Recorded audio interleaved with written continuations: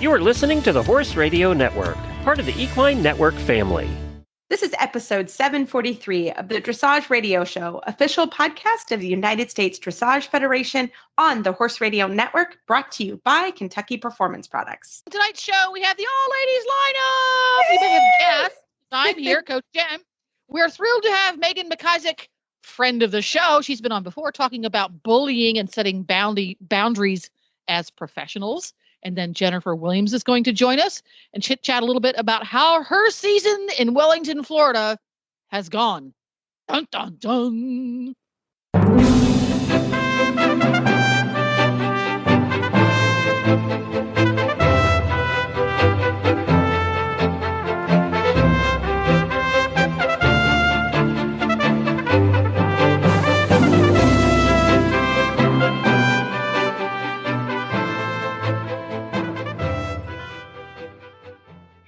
This is Reese Koffler-Stanfield from Wellington, Florida.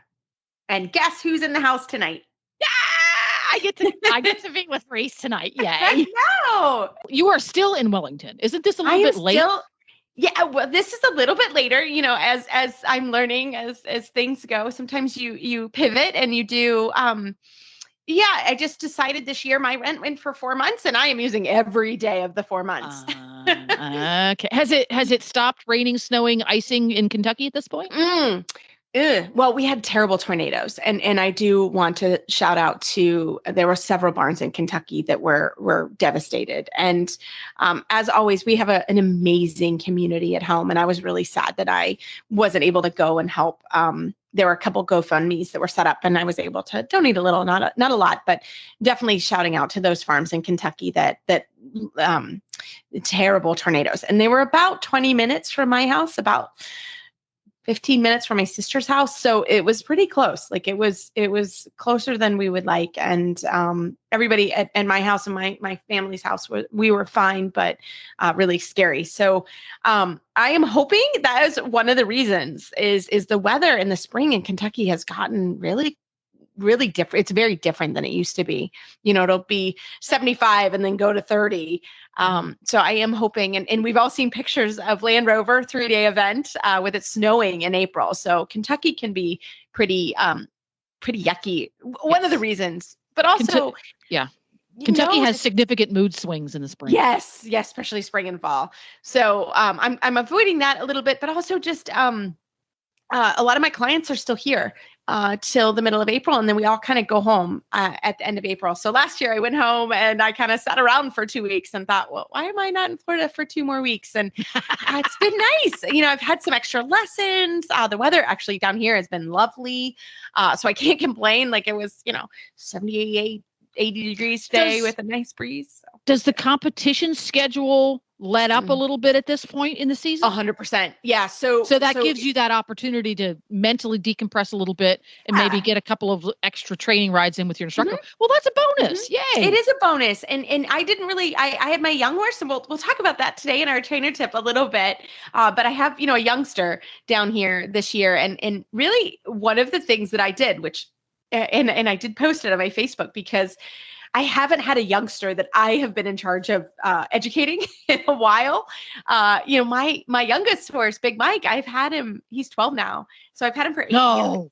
Yes. Big Mike is 8. I've had him 8 years, which is crazy because I'm sure you were producing around the time I got him. Big Mike. Yeah. So I've had him for 8 years. So, you just forget. And I just, we whip on the trailer, we go for a lesson, we have a great time, we get back on the trailer and we go home. And I forget what it's like to have a baby who, shipped from Holland in October, did the big trip down here, and, there's palm trees and different weather. And we did see an alligator the other day, and just educating a new guy, and it takes time, because to get them good at that, you gotta do it. And it's just the time to do it. So been very, very lucky that I got to do that here. And I did, but I had to build it in my schedule. I'm like, once a week, that sucker is on the trailer. Yeah. And there were weeks where I was like, it's Sunday afternoon. I want to to go do Yeah. something fun. And we were putting him on the trailer. So, but we were good. And so we went to our first little show. We didn't show. You'll hear about that later. Oh, no spoilers. No spoilers. You No have to wait. spoilers. Exactly. I have to wait till the trainer tip. You'll hear what happened. But it was great. So it's been good. And we are going to head home next week. And I'm going to be home for Land Rover, which is always a really good time. So I hope to if you're going to Land Rover, please reach out. Maybe we'll try and get a little meetup going on. Oh, that'd be fun. Or kind of tell everybody where I am so I can meet you, because I love our community as always. So we've got a great show today. We're going to have a quick commercial break from Kentucky Performance Products and then get into our show. This Nutritional Minute is brought to you by Kentucky Performance Products. Biotin is a B vitamin and has become commonplace in feed rooms across the world because of its reputation as an effective hoof supplement. An interesting fact that was discovered by researchers looking at biotin's impact on hoof quality was that horses with normal blood levels of biotin still had poor quality hoof horn, and that despite normal blood levels, horses responded to high doses of biotin given orally. This tells us that unhealthy hooves are not necessarily a result of a deficiency. Over the years, multiple other studies have found a statistically significant improvement in overall hoof condition when horses are supplemented with at least 20 milligrams of biotin per day. Researchers found that if improvement in hoof quality was seen within 8 to 15 months of supplementation, the horse would need to remain on biotin the rest of its life to maintain that improvement. Other nutrients such as zinc, methionine, and iodine can also affect hoof quality. A well-balanced hoof supplement will contain all of these nutrients in addition to the 20 milligrams of biotin per serving. When you're looking for an affordable, effective hoof supplement, we recommend Caraform Hoof and Coat Supplement. If you want a show ring shine and strong, healthy hooves, you can count on Caraform. You can learn more about Caraform at kppusa.com. Got questions about your feeding program? We can help. Email Karen at questions@kppusa.com or call us at 859-873-2974. Well, tonight I am thrilled to have Jen Williams on the line. I just had a wonderful time watching her at the 5-Star. Jen, welcome to the show. Hi, so happy to be here. Thanks for having me. Oh, I'm thrilled. We run into each other, and it's been so fun to see you because you're like my hero, because you're showing internationally and you have your family here and you have a real life. So kind of tell everybody a little bit about yourself. You've been on the podcast before, but it's been a couple years. So tell everybody about yourself. Well, I was born and raised in Washington State, and about 5 years ago, I was fortunate to get a grant to come to Florida and train with Debbie McDonald, and that started a whole chain reaction of making it happen to where I could come here every year. So I spent half my year in Florida through the winter season competing. And then still, we have about 6 months of the year in Washington State where the kids, have our summers at Somerville, and we have a beautiful farm that we sold this past year, but we still go back and the horses get their lovely turnout and really get to enjoy a little bit cooler weather and a little bit more downtime during the summer months. And we just made it part of our lifestyle to keep coming back and competing and pushing myself to be a better rider and better trainer by coming here. Yeah, I love it. I think that's why we all do it. It's kind of the end of season. It's wrapping up here, but it's just so fun because I can literally bump into you at the grocery store, Yeah. and get hear about things. And it's just, it's such an intense time. But you've had an amazing season because I love Yopi, your international horse. My baby horse looks like him. So someday I dream he will be Yopi. So tell us a little bit about him. Well, Yopi is just such a special guy. We got him when he was at the end of his 4-year-old year. And we instantly fell in love with him and just found so quickly that he was such a bright little student and happy to do his work and just such a joyful, wonderful personality. He's just what a blessing this guy is. We've been working together for about 5 years, as I said, and we did the 6-year-old stuff. We did some of the young horse program pieces, and just little by little have been developing him. And I always felt very strongly that he was going to be special, and the way that he learns and the way that he tries, he just showed such great character that we were excited to, keep chipping away at it. And he's quite young still at 10 years old. This is actually his second season in the Grand Prix, and our motivation and we really want to make sure that he's just enjoying what he's doing as we get him stronger and more fit to do the best that he can do in those difficult tests. Yeah, so difficult. And the 5-star, again, you had to qualify to get into the 5-star. And I mean, that's just, it's a different ring because we all show it global and then they move us to WEF for that. So tell us a little bit about the 5-star, because it was so fun to see him there. Oh, that was really exciting. And he really seems to shine in those exciting venues. Like, I have so much fun because he's a horse that I can always trust. Mm-hmm. And so he gets very excited and amped up, but he always stays with me or usually stays with me.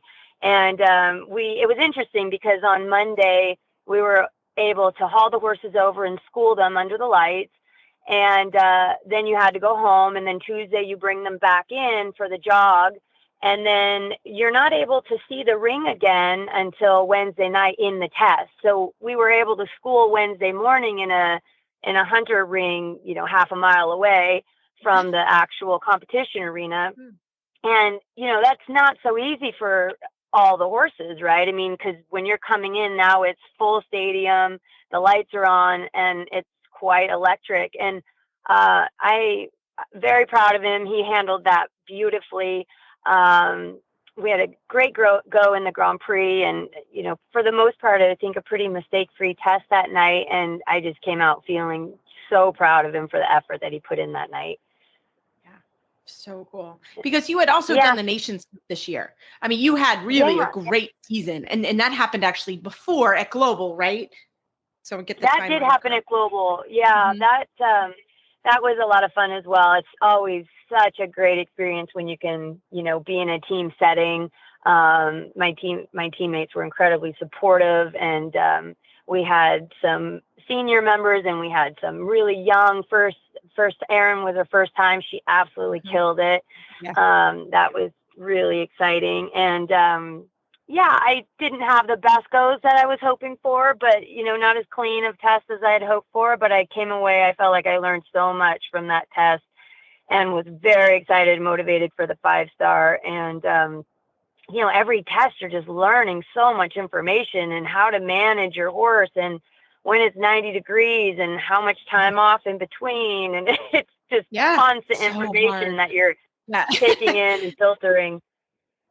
So, I every time I think I got it, I learn a new lesson that tells me maybe I don't got it. Welcome to training horses, right? I love it. It's so true. So true. I think it's showing internationally or even just regionals and getting ready for the national championships. Like, it's always information and you get better every time. It's a journey. It is not a sprint. Yeah.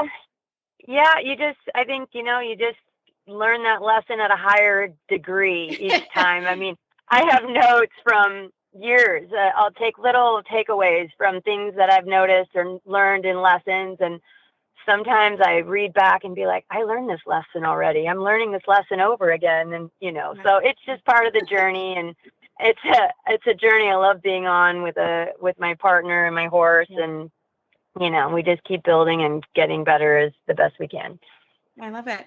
Well, another thing that we've talked about before, you and I, is syndicates, and Yopi is in a syndicate. You've done this a lot, right? I mean, this isn't your first syndicate. So tell us a little bit about, because having an international horse is a whole different financial ball game. So tell us a little bit about that. Yeah, I mean, syndication was always something I was really interested in. I wanted to figure out how, it's always more fun having a team with you, if I'm just doing the horse shows and doing everything by myself, that's not nearly as fulfilling and exciting as when you have a team alongside you, of owners that love the horse, that you're really able to bring them along with you to the competitions, for Nations Cup or Friday Night Lights. It's such a joyful adventure. And I have found that when you can have a group of people that all kind of are wanting the same thing and are there to be on this journey, it really elevates the whole process. And, it's a very expensive sport, as we all know. I mean, I have tried to figure out ways where I can add value by doing these syndications. And in the beginning, the way that I did it was, I would try to bring a horse up to a certain level and then bring in a syndicate, a few buyers for the syndication. And then always felt like, okay, a certain amount of time, and then we would sell the horse, and then everybody would have had a great time in that process. And then, but that's kind of a sad ending sometimes when you're not always ready to sell. So Jen, I've also had really fun journeys with my syndicates. It's always different for an international rider if you have a main sponsor, right? That is always wonderful, but there's challenges with that as well. I mean, there are challenges in the sport because believe it or not, right, there is a financial component to all of this, right? And especially when you get to the international game. But one of the things that I have always loved with the syndicates is the journey you have together. And I think that that's so important to highlight. And one of the things that my syndicate, one of the owners, she comes every Thursday morning, and she was a local judge in her past, but she still knows how to look at a center line and get a square halt. And I cannot not ride a square halt with her sitting there. She'll be like, nope, not square. But I have loved the fact that every Thursday morning at 10 o'clock, we get together and we go through the journey. So the Big Mike, who is Big Mike, he has been, that has been a fun journey with that horse. We got him when he was 4 and he's 12 now. And, and somebody that has loved all the shows and the ups and the downs and the ins and outs of this. And I think that is the journey and why we are all listening to this podcast and why we want to support you on your journey, because you have developed this horse. You've had him for 5 years. I feel you, girl, as a 4-year-old, feeling all of it. Like I'm there, I'm at that end now. And I think that's what we all need to help support riders. Like yourself, like myself. I mean, I'm going to say it, like me, this is how now we can, it does help the financial part, but it is so fun. And I think that's the thing. It's so true. I mean, we started with Yopi at the end of his 4-year-old year, and we had one owner. And then as we developed him for, maybe a year and a half, we went to the 6-year-old finals and he was reserved there. And we had another close friend that had been in my life for years, really just was so interested and so supportive. And then she wanted to become a partner into the syndicate, into the partnership. It's Yopi Partners LLC. That's how we've formed it. It's a 2-person partnership. And then I am a part owner as the rider. So the way that we've worked it out is the 2 partners handle the financial aspect, and I contribute the riding aspect and the management and and taking care of all of the QuickBooks and the managing of getting the taxes done at the end of the year. And that has worked beautifully for 5 years. And, it's come to a point where, to stay at this level and travel and be in Florida, that we are going to be looking into ways of opening it up to see if we can find other participants that want to be a part of this journey with us and move forward to the next leg of his career, because he's a very young horse, and I think he could be at a high level sport for a very long time. And so that is something that we are talking about now. And, and some people get into it for different reasons. Some folks have gotten into partnership with me, and we've developed a really talented horse for a certain amount of time is what they're comfortable for. or with, and then we say, okay, you know, when the horse is Grand Prix and 10 years old, then this is the timing to sell. And other people are like, I want to be a part of this horse's life until he's retiring into our field, you know, at the end.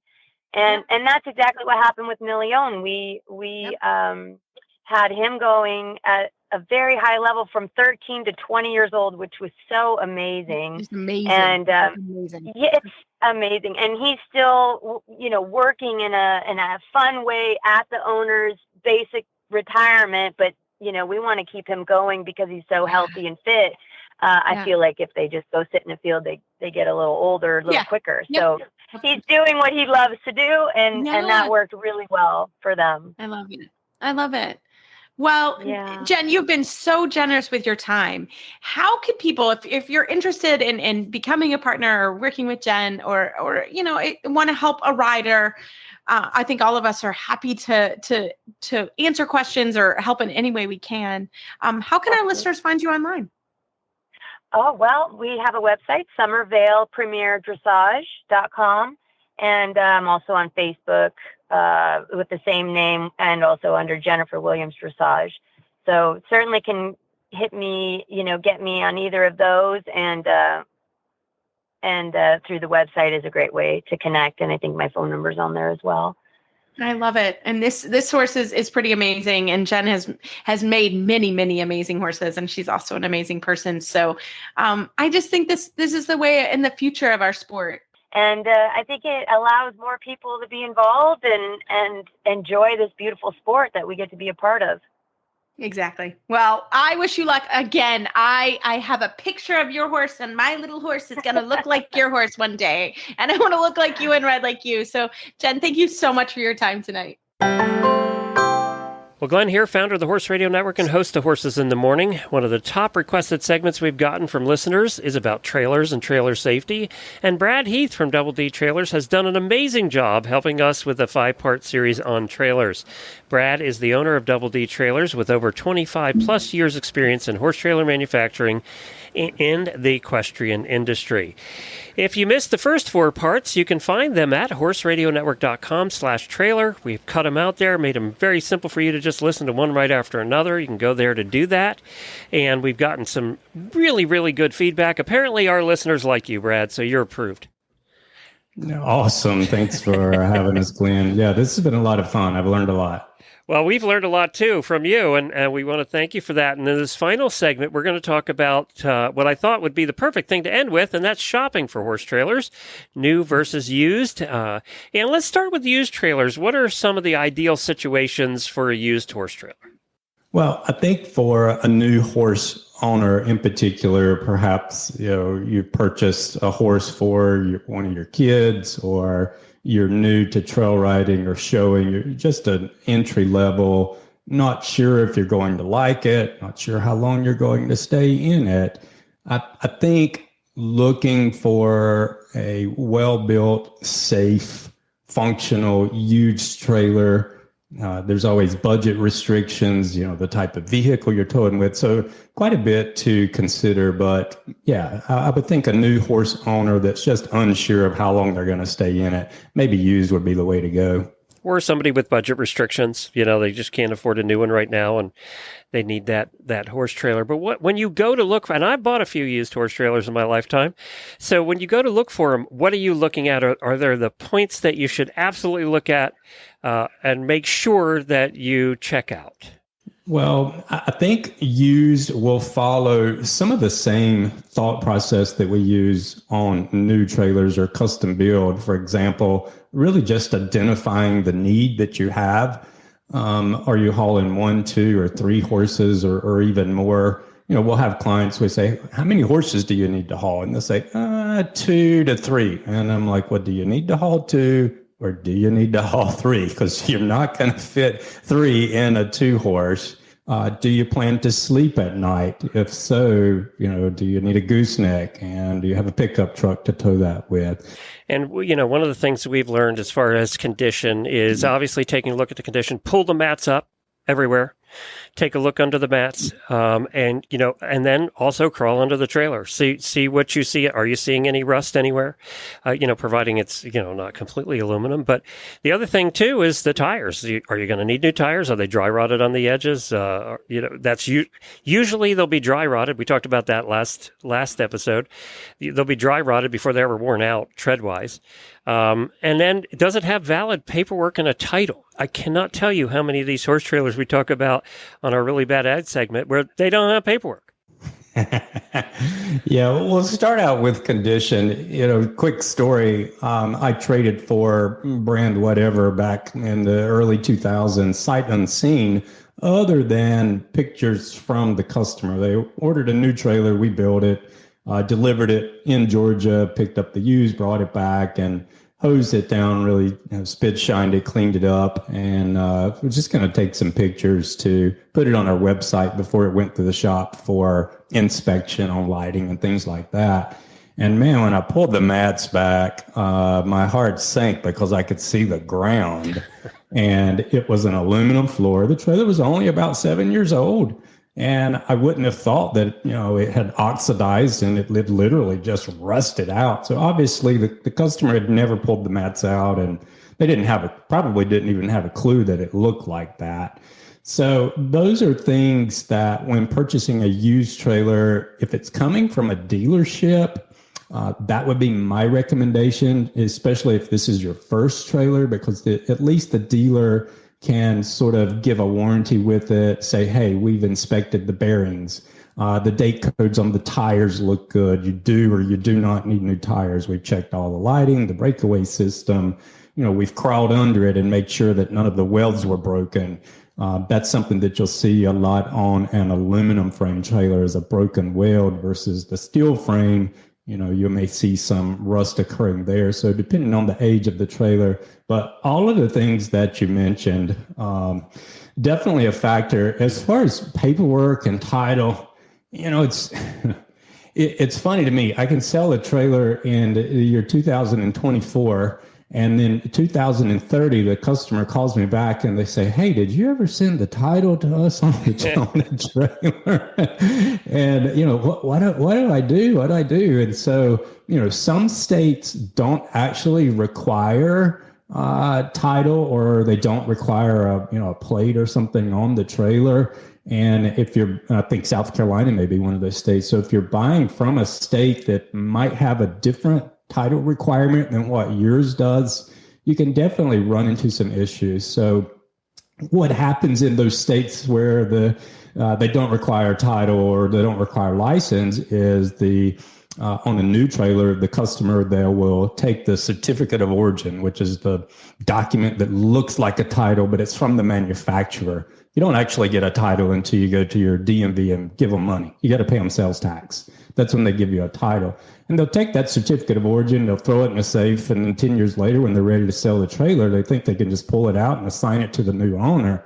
And that's not the case. What you can run into is, if you're trying to title a trailer in North Carolina and you purchase it from South Carolina and it's a certificate of origin, you're actually going to have to pay to have it titled in South Carolina first.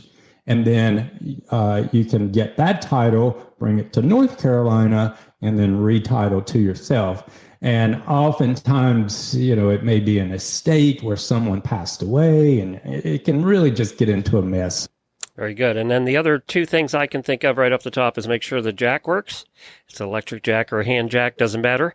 And then the other thing too, and this is having had to rewire a couple old trailers in my lifetime, which by the way is not a fun job.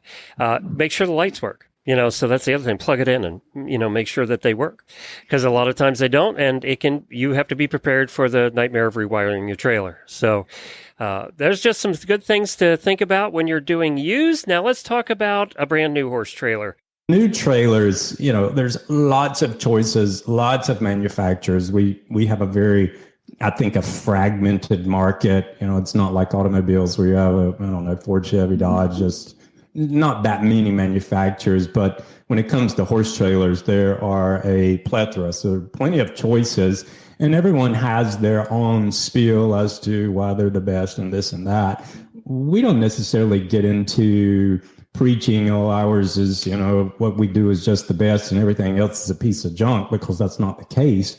But we do try to educate folks that are looking to purchase a new trailer on things that they should consider and why they should consider it.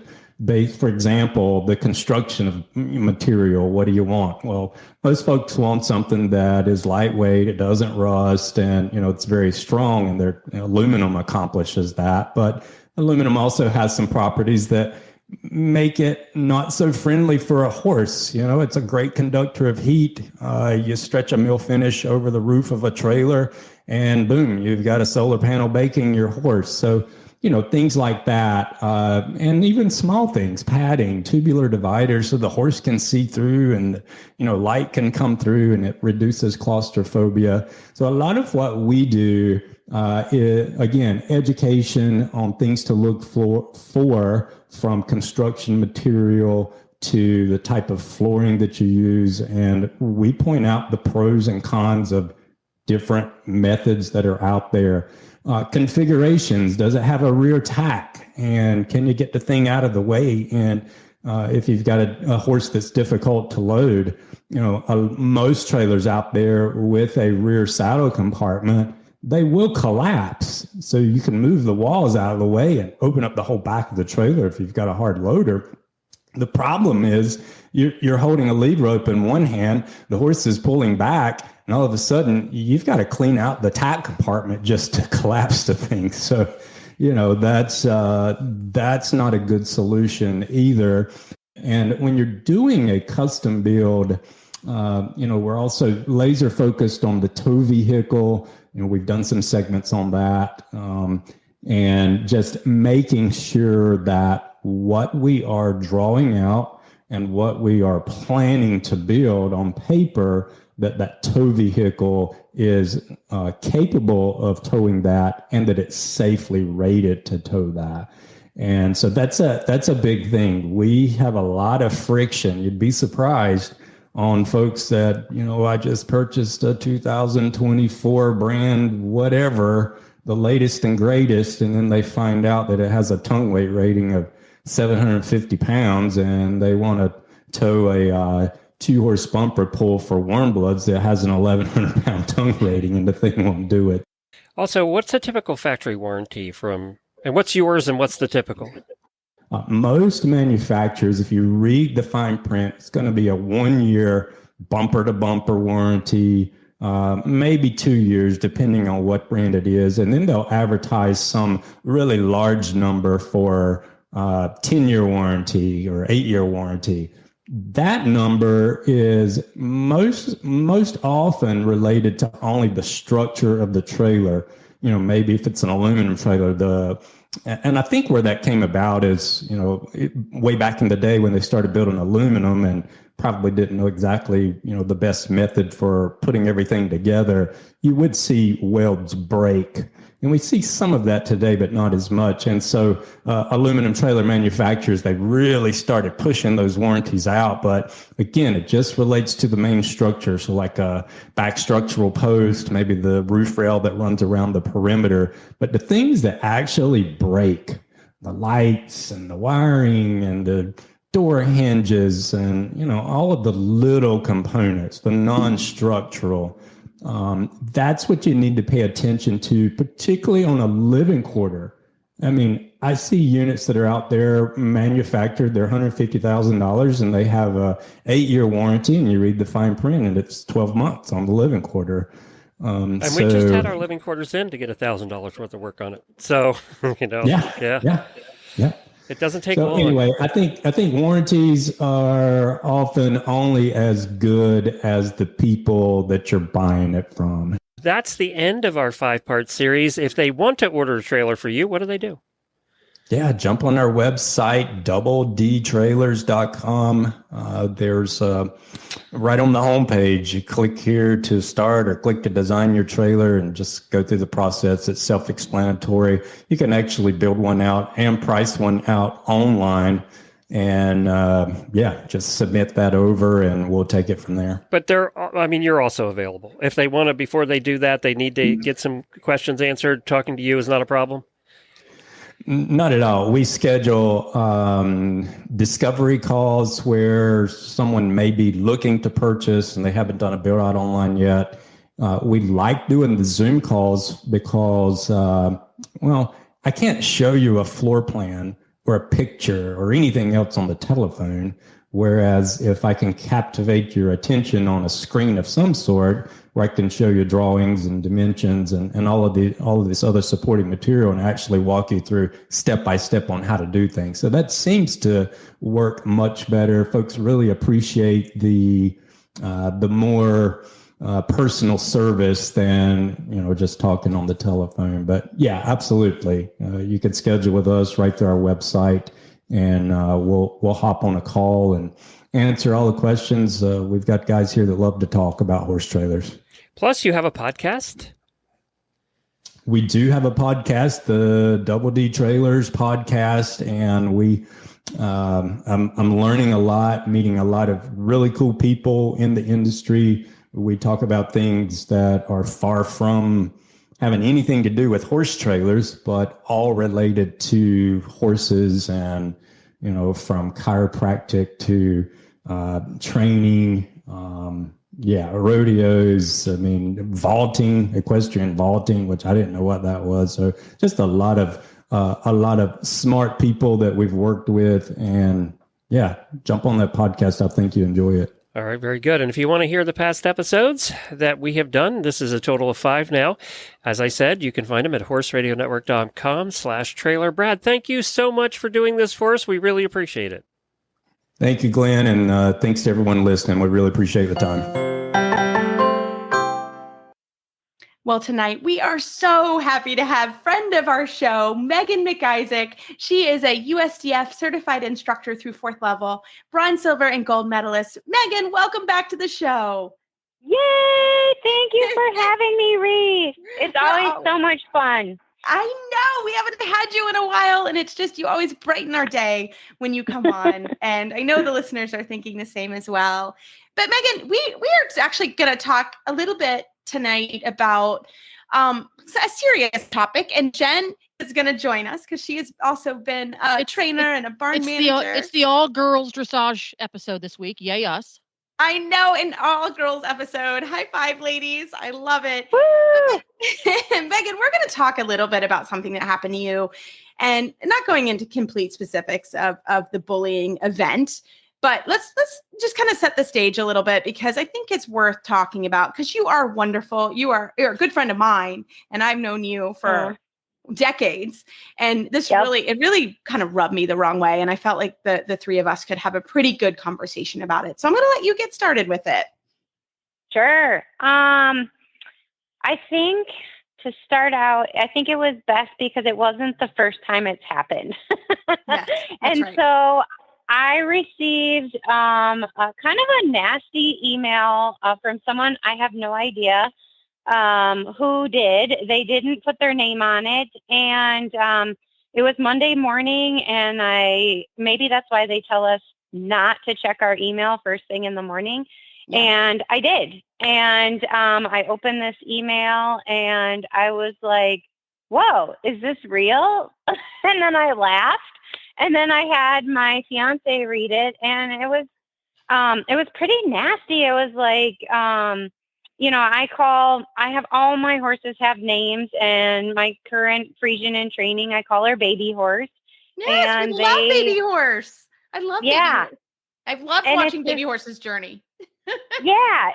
And she's still a baby to me. She'll always be a baby. And this particular individual wrote me and said, she's not a baby anymore. Don't call her a baby. And then even took the time to send me a chart on human age of our horses, which, thank you, I already know.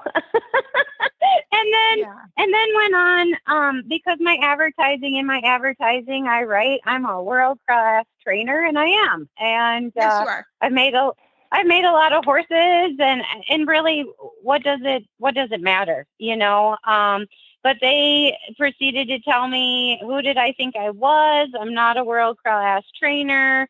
Where have I competed? Blah, blah, blah. And it's pretty hurtful. And So luckily for me, I was training in California, and I got to see my coach, Kathleen Rain, and we talked about it, and it was nice to, have my mentor there and discuss it. And then I proceeded through the day to think about it, which is what I normally do. And normally I wouldn't do anything. The last time this happened to me, I actually had an anonymous letter written to my owner of the horse and to a committee of the Midwest Horse Fair, but not to me.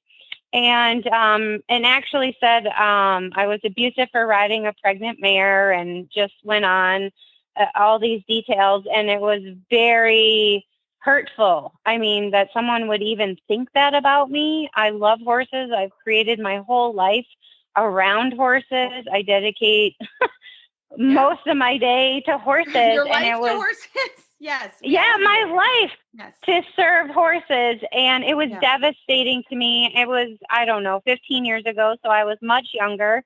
And I was riding in this Saturday night performance. And luckily the producer called and said, "Hey, what do you think about your mare? Is she ready?" And I said, "Yeah, she is. She's amazing." And he goes, "Well, I believe in you if you believe in your horse." And that's all I needed to hear. But I thought about that, and I thought about the young trainers in our country. And I thought, wow, what if one of them received this email and they're not, confident and fully developed in their system? And it's devastating. And so I decided to screenshot it. Also, it's a way for me to communicate to the individual that I won't tolerate that. Right. It was my response. I actually did not email them back. I screenshotted it and shared it with the world. And they never contacted me again, which is great. But it's just not needed. This training, our lifestyle, we work so hard for our horses, and it's not a 9 to 5. And we are our hardest critic, in my opinion. There's no one harder on myself. I don't need someone helping me. Yeah, no. in that. So that's why I shared it with the world, because I think us as trainers should not tolerate it anymore. That's my belief. Right? No, well, and you just happen to have a friend with a podcast. I also saw this, and I just thought, this is so wrong. And it really shouldn't be tolerated. And I also wanted to get the message out, because truly, if this person doesn't want to train with you, that's fine. Go somewhere else. That's no problem. But like you said, you, myself, we have many, many friends now where we were chit-chatting. I mean, we did Young Riders together, and we're both in our 40s. So we have known each other a long time, and know how devastating that is. And it truly is. And I think on some level, having the podcast, it was one of the things I had to learn. I don't get nasty emails very often. Most of the time, our community is absolutely phenomenal. But in the beginning, I had to learn what that was. And I just thought, just don't listen. If you don't like the show, that's okay. Just don't listen. Or you don't like my training, just don't listen. But to take it to this level, was when I really felt like I wanted to bring it up and talk about it. And I think, and Jen, I want to loop you in too, because you've also been you've done all the things as well. And just thought, because you hadn't heard this story yet, and just wanted your thoughts on it.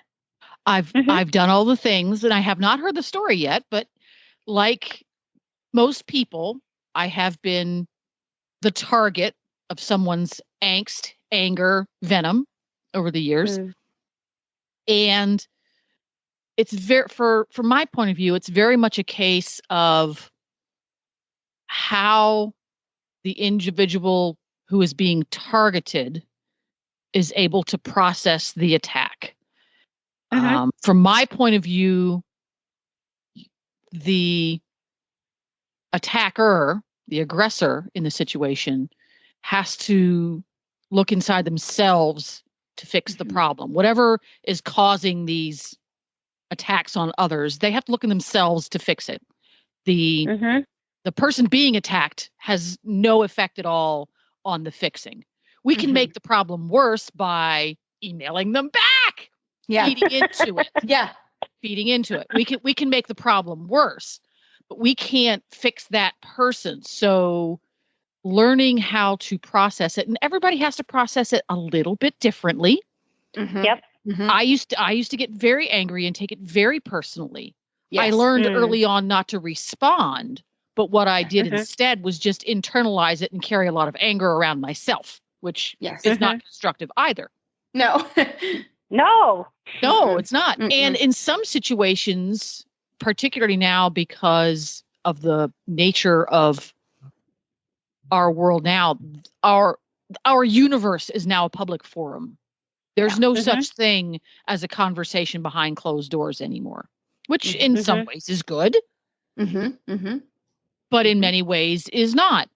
So sometimes a response is required. And this is where, Reese, you are well equipped considering what your degree is in.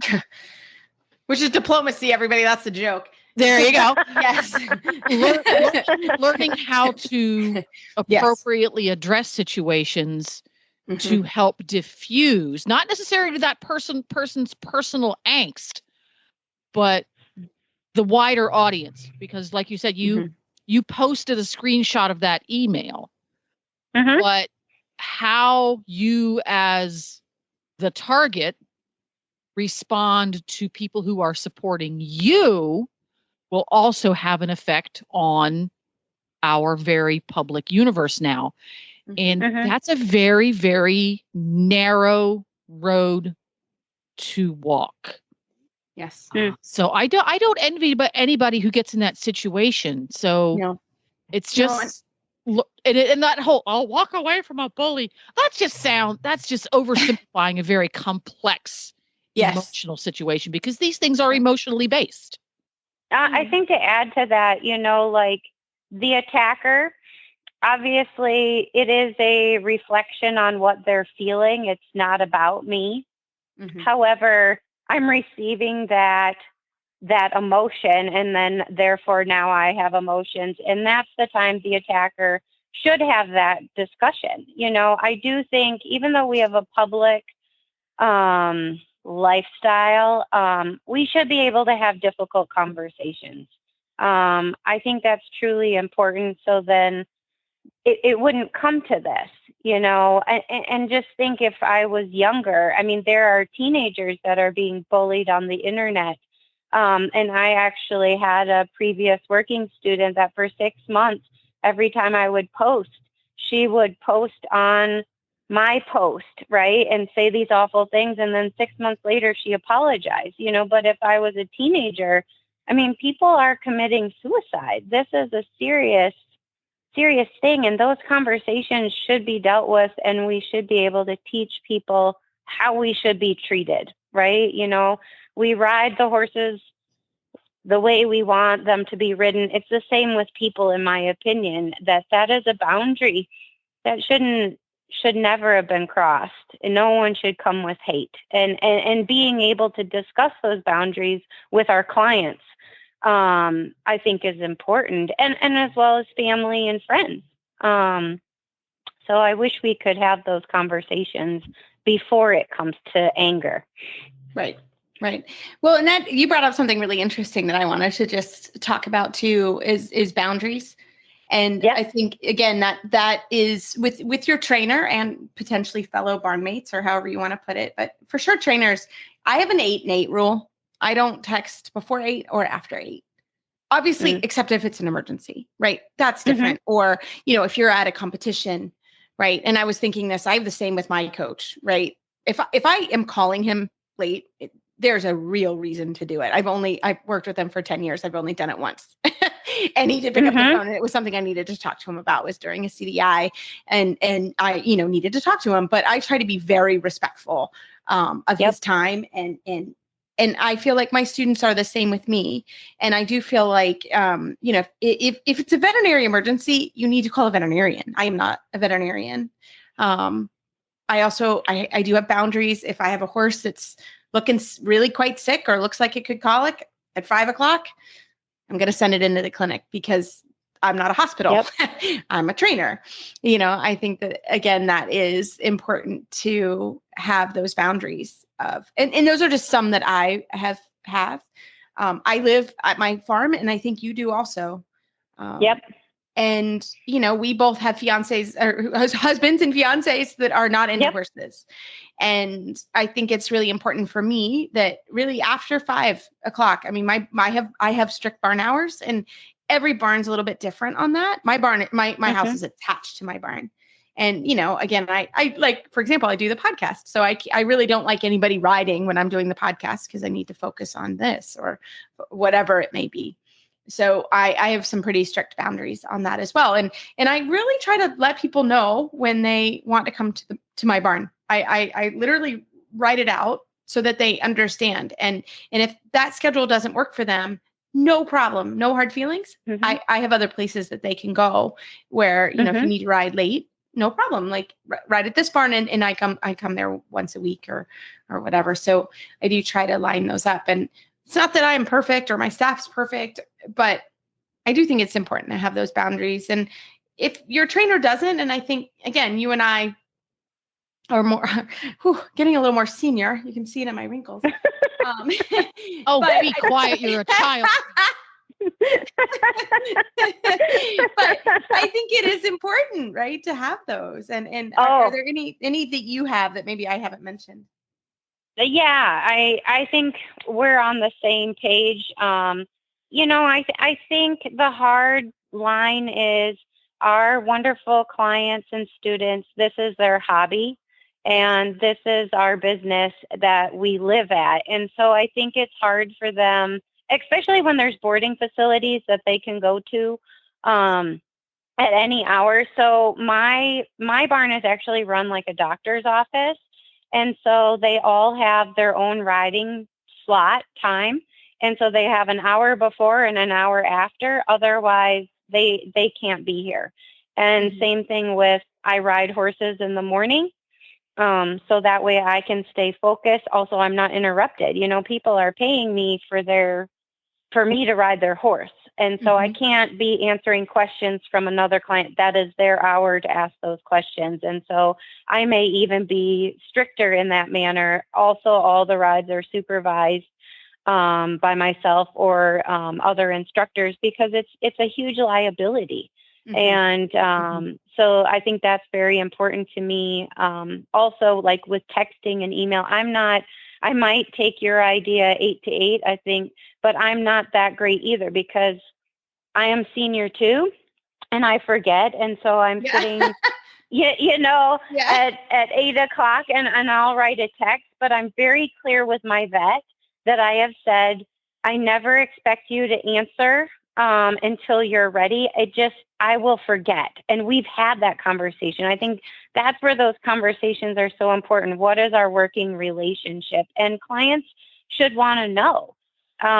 It's not just us creating the boundaries. Like, I think, as a team, we work together, right? We take a huge risk in owning a farm, and our clients are guests at our facility. And if they don't understand that, they shouldn't be in our program. And, but we can't have the life we have without them. So it has to be, a beautiful team that respects each other both ways. Yeah. So, and same thing with my vendors. So I think boundaries are really important, and it's very eye-opening. Again, this is where I appreciate being senior. I just don't care anymore. These are my rules. And we've been there. Yeah. Yeah. And if you're a young trainer listening to this, reach out to Megan and I. We have been there. We all of us, and Jen too, we all have stories of why we have these boundaries. And well, you have to protect your business and your mental health, because you are, when you're self-employed, which most horse trainers are, they don't have a boss above them. That's the buck stops there. And I have been self-employed for most of my life. You need to protect those barriers for your own mental health. Otherwise, you can't run your business profitably, but you also will not be able to stay sane. Yeah. Quite Yep. literally. Like literally. Yeah. Yeah. Quite Yeah, literally. For And sure. two of the things that I thought of when you were talking about these things, controlling expectations of your Mhm. clients and your family, Mhm. because that whole under promise and over deliver kind of a thing. Yeah. But Mhm. also making it clear, and this is something that I had to develop a skill for, because by nature I'm a little bit abrasive. I did too. not study diplomacy. Sometimes they teach you to be a little abrasive. Let me just tell you, there's time for that. Providing that information to not just our clients, but potential clients, former clients, friends of clients, perfect strangers, controlling those expectations in a way that is easily digestible. Yeah. So that we do not inadvertently create raised hackles simply by presenting information in a way that's like, oh, that didn't come out the way I thought it would. And I'm good at that. Yeah, sure. I'm great at that. Yeah. It's- Yeah. Mhm. It's amazing. My mother can give a tour at my farm, and everyone will always sign up. I give a tour, no one calls back. Yeah. You're like, Mom gives the tour. Mumsy gives the tour. Yeah, she's the best. She's so good. But no, I think that's part of it. And I do think that this, if you even just listen to this conversation and maybe just pull your trainer aside and say, hey, listen to this podcast, like just let's check on the boundaries or whatever. And if you are the trainer and you need some advice, Megan and I are here, but I'm not always perfect. Trust me. No. I'm not always, we're always working on it. But I think that, having those, talking about it, don't do it when your trainers. That's the other thing. If I look busy, I probably am, or if I'm in the middle of the day, or I'm literally running in to grab a cup of coffee and use the restroom, not a great time to grab me. If you want to grab me and talk to me, it is. There are ways to do that.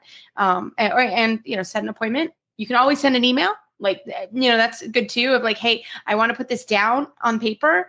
Don't expect you to answer. But I like Megan was saying, I want to get it to you. And that's always good. So I think there's ways to do it. The expectations, and you got to remember that the person who is reaching out to you to have a conversation is most likely struggling just as much as you. Yeah. Mhm. That, you see, that's a popular meme. You don't know what that person's internal battles are. Yes. Nope. So to turn up the notch a little bit on my empathy is something I try to do. It's okay. I think that's crazy, stupid, weird, irritating. This is a bad time, etc. And I tend to give out that vibe of being unapproachable because that's my nature. I have to keep reminding myself, and it's continuous because it's my nature to be that way. It's not a case of I'm just going to be better. No, it's a constant and will be constant for my whole life. Yeah. To be aware that I need to be more welcoming of those types of conversations or those approaches, because the person who wants to approach me may well be terrified to, and I'm completely oblivious.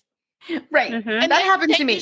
Then you set up that downward spiral of the person who is afraid to approach you feels like you are intentionally unapproachable. When in fact, in most cases, we're not. Yeah. We're just overworked. Or whatever, overworked or wrong time or whatever. Yeah. Yeah. I was a porcupine in a former life. I'm sorry. Yeah.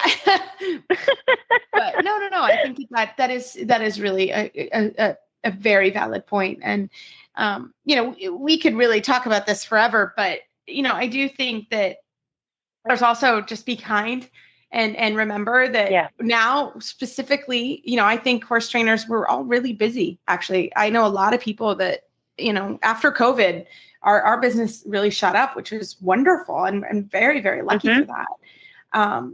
And we're trying our best at the end of the day. We're trying. And you, Megan, like myself, you're working hard on your fitness. You're out it's a lot of time and energy to move your business for several months to go work with someone. Like it's really difficult. It's very expensive. And, we're out here trying to get better. I'm down in Wellington trying to get better. And so I think, again, being kind and empathetic, there's lots of things, but be kind. And if you don't want to work with someone, great. Don't work with me. Go work with someone else. Like, go ahead. Yeah, that's fine. Go ahead. So, well, Meghan, you are always wonderful. So can you tell everybody how they can find you online to see your amazing program? Because you have an amazing program. Thank you. Thank you for having me on, Reese. It's always a pleasure. You can find me at lindenhoff.com. I'm also on Facebook under Lindenhoff Equine Sports Centrum. So any form, feel free, contact me if you have any questions. That was the big thing. I was really surprised that how many people private message me. I am more than happy to give support to anyone working alongside me in the trenches. We all need to work together. Absolutely. Oh, Meghan, thank you so much as always. Easy, effective, and eco-friendly fly control starts with fly predators. Fly predators are the organic, natural way to dramatically minimize your fly problem. Learn more about fly predators and other Spalding Labs fly control solutions at Spalding, spalding-labs.com. Well, Jen, I love the Spalding fly predators. So I have a great story. Yeah, I have a great story about them. And you were around when this happened, but during the World Equestrian Games in 2010 in Kentucky, they had downtown like another vendor village. Mm-hmm. And my husband came. You guys may have been with us. I don't remember. Or we were coming to see you guys. We were down there. You were coming down to visit us. I remember. Yeah. We came to visit you guys and we were walking around and we had just moved to the farm because we opened the farm in 2010. A couple weeks before the World Equestrian Games. And we had a drought and the worst flies I swear we have ever had, right? Because the horses were new there. There had been cows there. It was awful. And my husband, who is not a farm boy, was literally, he had moved to hell. Like he was like, these flies, this is not going to work. So we're walking around, or he went for a walk or something. I probably was hanging out with you guys. And he comes literally running back, pulling me to the booth of Spalding Fly Predators. And he's like, we have got to get these. So I will be honest, we have had them since 2010. I am a loyal consumer of them before I worked for Equine Network and Horse Radio Network. I didn't know that. Oh yeah. Yeah. I love them. And we don't have them here in Florida. And next year I'm ordering them in Florida because it's not acceptable. No, I can't. You need them. Yeah. We need them. They are great. So if you have another problem and you need marriage counseling with fly predators, they're there for you. Next best thing. It helped us. So, so wonderful products. So highly endorse them. Well, we also have a great trainer tip from Meghan McIssac. She stayed and hung out with us, so we hope you enjoy. Well, Meghan, thanks for sticking around today because we wanted to grab you for a trainer tip of the week. So what do you have for us? Woohoo!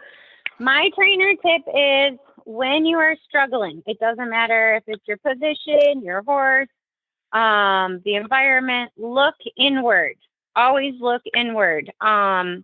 So if you're working on position, maybe think about working out, Pilates, yoga. You don't have to do what I do.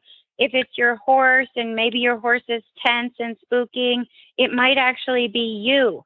So just take a deep breath, slow it down, and enjoy the ride. That's my trainer tip. I love it.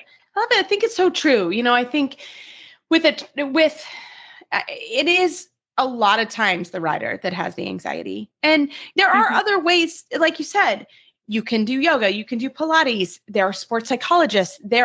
We have done segments here on the podcast on, there are great books and resources out there. You can even just Google sports psychologist podcast, since we're all into podcasts. There's a lot of resources now. And if you need a sports psychologist, you can call one up and they're very, very helpful for a lot of different things. So I like that of just step back. That's a good one. Yeah. And I agree, because I say that for myself. Sometimes you're like, the ones are coming, for example, because that's me. Yeah. I don't want to mess up. I know my right hip. Move your right hip, and my brain gets going a million miles an hour, and then I just forget to move my other leg. And I'm like, oh, I'm moving my right leg, but I ain't moving my left leg. It is so hard, especially at competitions. It is so hard to be. And it's a great phrase, be in the moment. Well, what the hell does that mean, right? Being in the moment. And a couple of years ago, I took my horse, who is not a good show horse. He's just Mr. Anxious, to his first little putt-putt dressage show. And he was quite literally like riding a hand grenade that had the pin pulled. Yeah. The whole day. The minute I put my foot in the stirrup, he was that horse. And I was really miffed about it. I was very upset. I was very tense. Because we had practiced really hard at home, and I really felt like we could put out a good performance. We were doing walk trot, but I was so proud because we had it. He was forward, and he was straight, and he was through, and he was all the things, even though we were only doing walk trot. And then he turns out to be this powder keg when we got there. And at some point during my 2.5 hours of warm up, I just sat back and said, it is what it is. Yes. Being upset about it is not going to change it one bit. Yeah. My attitude is not going to improve it. Might make it worse, but it's certainly not going to make it better. So just little missy, set your what attitude aside and ride the horse that's under you this very second. Yep. And when we trot down the center line at A, if coming to a walk and doing 2/3 of the test at a walk and getting a lot of zeros is what it takes to keep him from quite literally taking flight. Yeah. Fine. But then he'll get to the end of that test and say, oh, it wasn't so bad, versus I'm going to make you trot and you're going to do this test. He'll get to the end of it and say, see, Mom, I told you it would suck. Yeah. Yeah. Did you see? No, I think that's such a good thing. And I'm back in baby horsedom. I literally said to my coach the other day, to Scott Hessler, I said, we were literally just with a different horse in the CDI ring, right? And dealing with CDI ring troubles. And now I have a 4-year-old. And Jen, we went to a little horse show, and I have to be honest, I had already kind of said, this is going to be what it's going to be. I couldn't find the times online. There was a Facebook page that I didn't know about. And I was, I was like, okay, all right, here's the thing. It was a cluster before you got there, wasn't it? Yeah. I mean, I was just like, I'm going to go around lunchtime, and it actually worked out great. I was able to prepare my horse, and then the judge stepped out for lunch, and it was a schooling show. It wasn't a rated show. And I said to the ring stewardess, can I just go in the main ring and ride my test? She said, well, you can come back at 2:30. And I was like, I can't, like, for many reasons. I couldn't. I had to go to another barn in the afternoon, and I couldn't. I said, thank you so much, but I obviously didn't get the memo about the times, but could I just go in the ring and just ride my test? And it was perfect because Jen, we were there. We had to do some circles, and we had to do some walks, and we looked at some dogs, and we jumped at something that I'm not sure what it was, and it actually worked out better. You got to the end. And the horse had a positive experience. Yeah, so did I. Yep. Not what you expected to happen for the day. Not at all. If you can get back into the horse trailer and stop at McDonald's French fries on the way home and say, something positive came out of it from the horse's point of view. French fries. It was a win. I didn't get the memo. I did not get the French fries. Next time, French fries, always French fries. I didn't get. Oh, that would have been great. But you're absolutely right, and it did turn out to be a successful day. So I agree. I think look inward. Take a deep breath. There are a number of riders right now going for the Olympics. I am not one of them. So I am getting a 4-year-old in the trailer and going to ride at a local park, and which is important, but. It's been so much fun having you on, Megan. The next time you come on, I want you to have prepared your most favorite cluster at a horse show. I want to hear it because it's going to be fabulous. It's going to be fabulous. Oh God, I try to forget them because I'm working on my mindset. Like all I think about is what's going to happen. I'll think about that. Let me think about that. Love it. We want to hear it. It's going to be epic, and if you laugh about it, it makes it better. Makes it better. Oh, yeah. I'm going to be laughing, girl. I'm definitely laughing.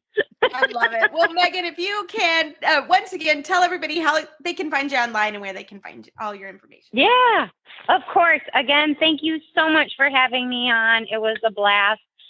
You can find me at lindenhoff.com. That's my website. Otherwise, I'm always on Facebook under Meghan McIssac. I try to be a little bit more personable. And then Lindenhoff Equine Sports Centrum is my farm training, and we have a riding academy.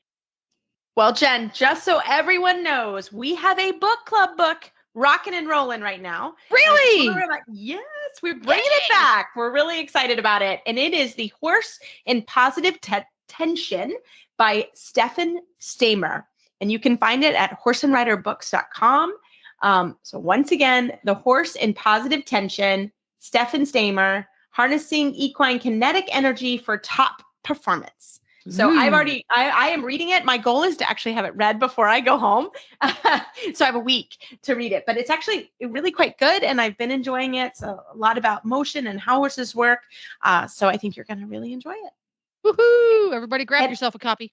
Grab yourself a copy. And as always, feel free to send me an email if you need me. And you can find our show notes and links to today's guests on our page at horseradionetwork.com. Search Dressage Radio Show.